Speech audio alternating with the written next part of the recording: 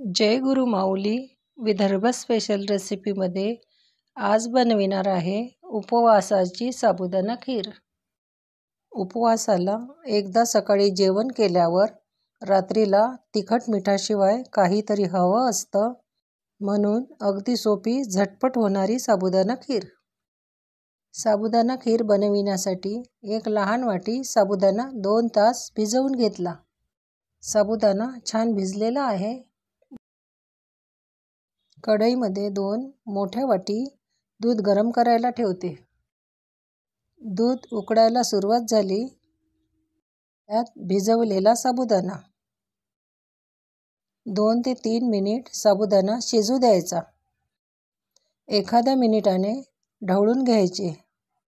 साबुदाणा खीर कमी फ्लेमवर होऊ द्या। छान उकळी आलेली आहे।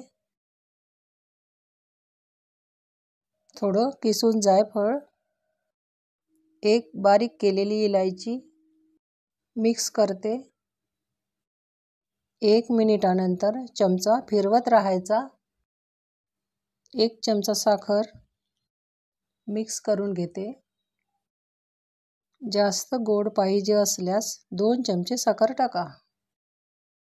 असा साबुदाणा वर आला की समजायचं आपली साबुदाणा खीर झालेली आहे।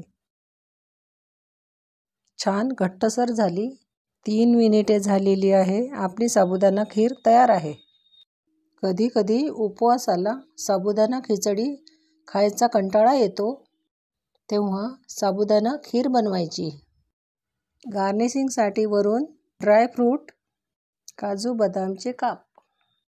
ज्यांना दोनदा तिखट मीठ खायचे नसते त्यांच्यासाठी खूप चांगला पर्याय आहे साबुदाणा खीर। आजची माझी रेसिपी आवडली असेलच, प्लीज सबस्क्राईब करा, लाईक करा, शेअर करा। पुन्हा भेटू अशी छान रेसिपी घेऊन।